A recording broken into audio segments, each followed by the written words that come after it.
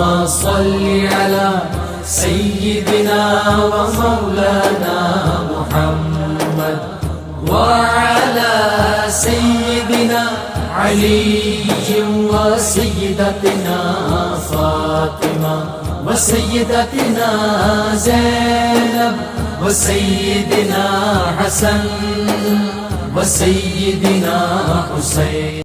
اعوذ باللہ من الشیطان الرجیم. بسم اللہ الرحمن الرحیم. الحمد للہ رب العالمین والصلاة والسلام علی اشرف الانبیاء والمرسلین واہل بیتہ الطیبین الطاہرین المعصومین. اما بعد. سورہ مبارکہ مائدہ آیت نمبر 76 سے آیت نمبر 82، 76 سے 82. گزشتہ آیتوں میں ہم نے یہ دیکھا کہ قرآن مجید نے حضرت عیسیٰ علیہ السلام اور جناب مریم سلام اللہ علیہا کے بارے میں جو درست عقیدہ ہونا چاہیے اس کی وضاحت فرمائی. ان کا مرتبہ، ان کی عظمت، ان کا مقام وہ بھی سمجھایا، مگر ساتھ ہی ساتھ یہ بھی سمجھایا کہ وہ خدا نہیں تھے، اور خدا کے ساتھ انہیں متحد سمجھنا یا خدا کا بیٹا سمجھنا، یہ تمام تر چیزیں نہ اس وقت یہ کہ غلط ہیں بلکہ ایمان کے منافی ہیں.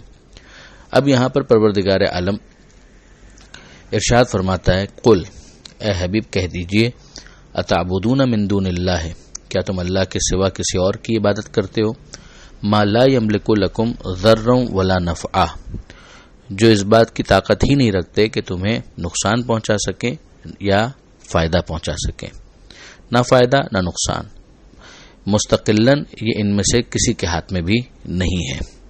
وہ اللہ ہی ہے کہ جو معبود ہے، وہ اللہ ہی ہے کہ جس کی عبادت ہونی چاہیے. واللہ هو السمیع العلیم، اللہ ہی وہ ہے کہ جو سننے والا ہے اور اللہ ہی جاننے والا ہے. یہ عبادت میں شرک کی نہ فقط نفی ہے بلکہ توحید در عبادت کے اوپر ایک دلیل بھی ہے. پھر ارشاد ہوتا ہے، قل، اے حبیب کہہ دیجئے، یا اہل الکتاب، اے اہل کتاب، لا تغلو فی دینکم، اپنے دین میں غلو مت کرو، یعنی حد سے تجاوز مت کرو، ایگزیجریشن نہ کرو، مبالغہ آرائی نہ کرو غیر الحق، جو حق کے خلاف ہے.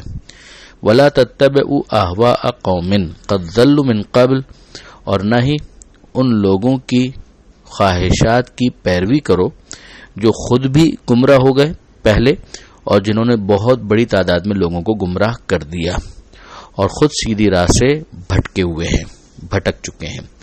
اب یہاں پر اہل کتاب میں یوں تو یہود اور نصارہ دونوں نے اپنے دین کے اندر کسی نہ کسی انداز سے سرکشی اور تجاوز تو کیا، مگر خاص طور پر جو یہود کے علاوہ جو نصارہ کا معاملہ تھا وہ تثلیث کے عقیدے کی وجہ سے بہت نمایاں ہے، ٹرینٹی کے عقیدے کے حوالے سے، جس پر پہلے بھی بات ہو چکی ہے. اب آگے ارشاد ہوتا ہے کہ لعن الذین کفروا من بنی اسرائیل، بنی اسرائیل میں سے جنہوں نے کفر اختیار کیا ان پر لعنت ہوئی، علی لسان داؤد و عیسی ابن مریم، داؤد کی زبان سے بھی اور عیسی ابن مریم کی زبان سے بھی، یعنی ان دونوں نے لعنت کی بنی اسرائیل میں سے ان لوگوں پر کہ جنہوں نے کفر اختیار کیا.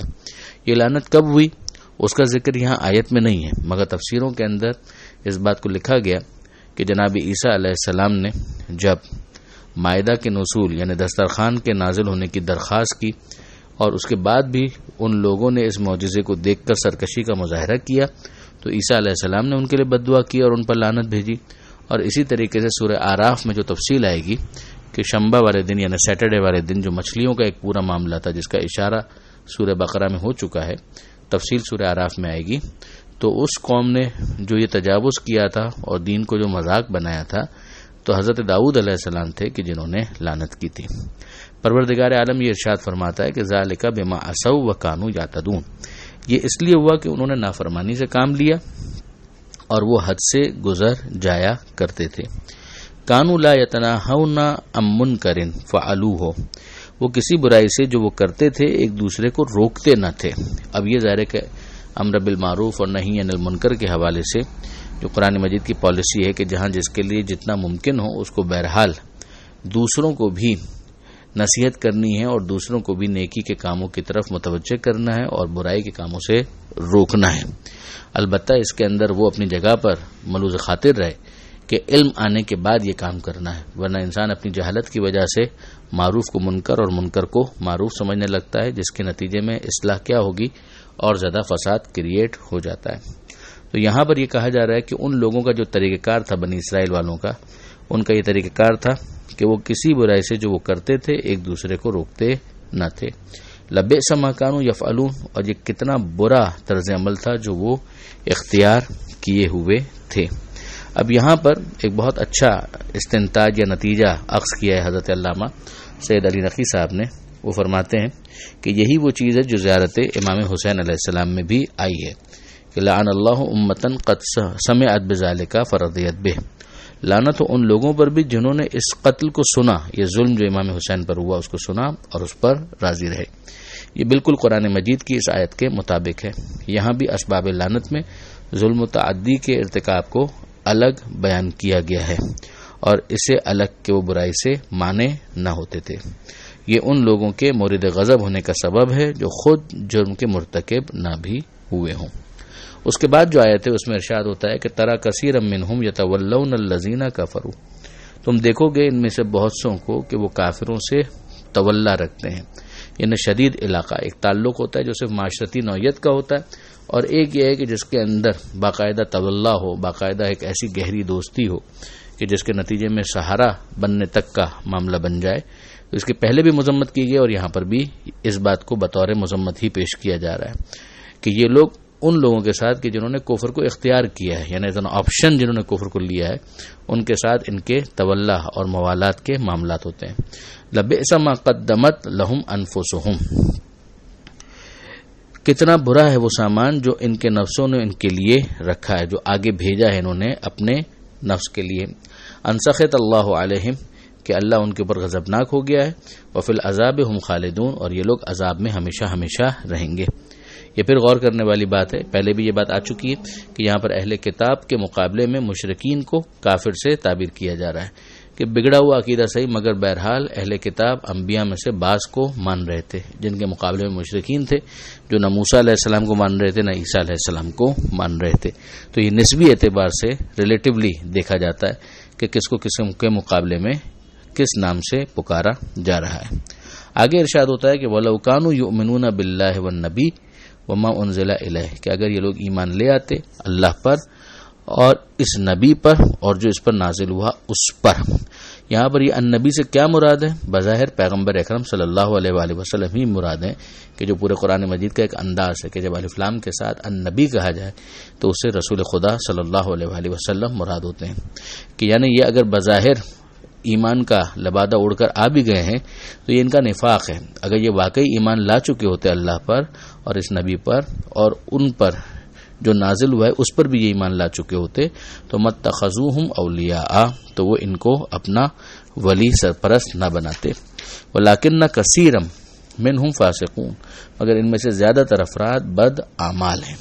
اس کے بعد جو آیت ہے، آیت نمبر 82، اس میں ارشاد ہوتا ہے کہ لَتَجِدَنَّ أَشَدَّ النَّاسِ عَدَاوَةً لِلَّذِينَ آمَنُوا الْيَهُودَ وَالَّذِينَ أَشْرَكُوا، یقیناً تم سخت ترین دشمن مسلمانوں کا پاؤ گے یہودیوں کو اور مشرکین کو۔ وَلَتَجِدَنَّ أَقْرَبَهُمْ مَوَدَّةً لِلَّذِينَ آمَنُوا الَّذِينَ قَالُوا إِنَّا نَصَارَىٰ، اور سب سے زیادہ مسلمانوں سے محبت میں قریب پاؤ گے انہیں جو کہتے ہیں کہ ہم عیسائی ہیں۔ کیوں ایسا ہوگا؟ قالوا انا نصارى ذلك بان منهم قسیسین ورهبانا، اس لیے کہ ان کے اندر قسیس بھی ہیں اور رہبان بھی ہیں۔ قسیس یعنی ان کے پادری اور رہبان جو ان کے راہب ہیں، تارک دنیا۔ وانهم لا يستكبرون، اور یہ لوگ غرور اور تکبر سے کام نہیں لیتے۔ اب اس کی جو تشریح ہے قدیم تفاسیر میں یہ وارد ہوا ہے کہ یہ آیت اس واقعے کے پس منظر میں اتری کہ مکہ میں بہت مسلمان مشرکین کی ایذا رسانیوں کی بنا پر جب حکم رسول صلی اللہ علیہ وآلہ وسلم سے ہجرت کر کے حبشہ چلے گئے، جسے پہلی ہجرت شمار کیا جاتا ہے، تو نجاشی جو بادشاہ حبشہ تھا اس نے حقیقت پسندی سے کام لے کر انہیں اپنے یہاں پناہ دی اور ان کے ساتھ حسن سلوک سے کام لیا۔ اسی لیے بمقابلہ مشرکین عیسائیوں کی تعریف کی گئی۔ یہ پیغمبر اکرم صلی اللہ علیہ وآلہ وسلم کی سیرت میں جتنی جنگیں ہوئی ہیں اس میں بھی ہم دیکھتے ہیں کہ عیسائیوں کے ساتھ معاملہ عام طور پر اسلحے تک نہیں پہنچا۔ جو معاملہ ان تک پہنچا بھی تو زیادہ روحانی جو جنگ ہوئی ہے وہ مباہلے کے میدان میں ہوئی، کہ جب انہوں نے اسلحہ نہیں اٹھایا تو پھر ادھر سے بھی اسلحہ نہیں اٹھایا گیا، جو ایک بات ثبوت کے طور پر پیش کی جا سکتی ہے کہ اسلام دفاع کے لیے اسلحہ اٹھانے کی ترغیب دیتا ہے۔ مگر دوسری طرف ہم دیکھتے ہیں کہ بدر ہو تو مشرکین مقابلے پر ہیں، اسی طریقے سے احد ہو تو مشرکین مقابلے پر ہیں، خیبر ہے تو اس کے اندر یہود مقابلے پر ہیں، اسی طرح سے جو خود مدینہ منورہ کے اندر یہودی آبادیاں تھیں، بنی نذیر، قینقاع اور قریظہ، یہ سارے کے سارے کسی نہ کسی طریقے سے مسلمانوں کے خون میں اور خون بہانے میں انوالو رہے۔ لہذا اس سیرت کے واقعات کے کانٹیکس میں دیکھیں تو یہ آیت بالکل سمجھ میں آ جاتی ہے۔ ظاہر ہے کہ اس سے یہ لازم نہیں آتا کہ قیامت تک ہر ملک اور ہر دور کی عیسائیوں پر یہ صادق آئے کہ وہ دوسروں سے زیادہ مسلمانوں کے خیر خواہ ہوں، بلکہ دنیا کی سیاسی کروٹوں میں وہ وقت آ سکتا ہے جب مسلمانوں کے دشمن نمبر 1 یہی افراد ثابت ہوں۔ اب کیس ٹو کیس پھر دیکھنا پڑے گا۔ پھر ذہن میں رکھیے کہ ایک ہے سہارا بنا لینا، ایک ہے وہ شدید تعلق پیدا کر لینا، اس کو منع کیا جا رہا ہے۔ پھر اس کے بعد معاشرتی معاملات ہیں، اس کے اندر کوئی حرج نہیں جب تک ان کا ایٹیچیوڈ ہاسٹائل نہ ہو۔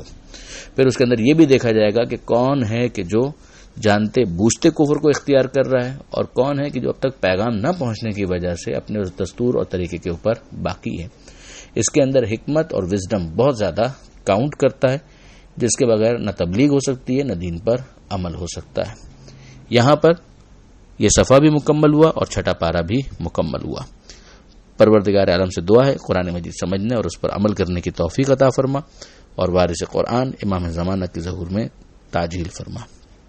وآخر دعوانا ان الحمد للہ رب العالمین، والسلام علیکم ورحمۃ اللہ وبرکاتہ۔